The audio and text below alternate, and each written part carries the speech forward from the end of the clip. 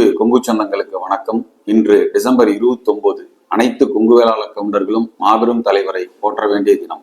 அமரர் ஐயா கோவை செலியனார் அவர்களின் பிறந்த தினம். கொங்கு வேளாளர் கவுண்டர்கள் சங்கம் ஐயா கோவை செலியனார் அவர்களுக்கு சிரம் தாழ்ந்து புகழஞ்சலி செலுத்துகிறது.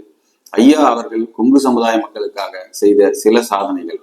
கொங்கு மண்டலத்தின் பூர்வ குடிகளான மேலும் பெரும்பான்மையாக வசிக்கும் கொங்கு சமுதாய மக்களை முற்படுத்தப்பட்டோர் பட்டியலில் இருந்து பிற்படுத்தப்பட்டோர் பட்டியலுக்கு 1975ஆம் ஆண்டு போராடி இணைத்து இன்று பாமர கொங்கு வேளாளர் கவுண்டனும் பயனடையும் வகையில் இடஒதுக்கீட்டை பெற்று தந்த மாமனிதர் ஐயா கோவை செலியனார் அவர்கள்.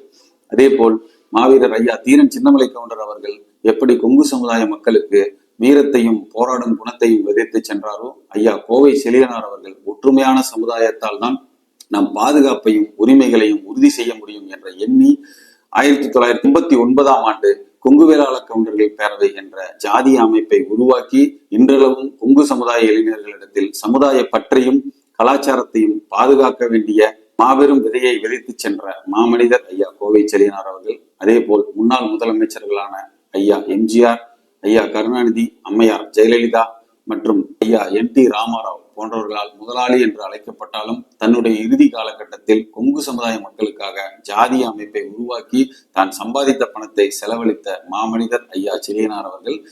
ஐயா அவர்களின் பிறந்த நாளில் கொங்கு வேளாளர் கவுண்டர்கள் சங்கம் தமிழக அரசுக்கு 2 முக்கிய கோரிக்கைகளை வைக்கிறது. ஒன்று, ஐயா அவர்களின் நினைவு தினமான மார்ச் 14 அன்று தமிழக அரசு விழாவாக அறிவித்து ஐயா அவர்களை கௌரவப்படுத்த வேண்டும்.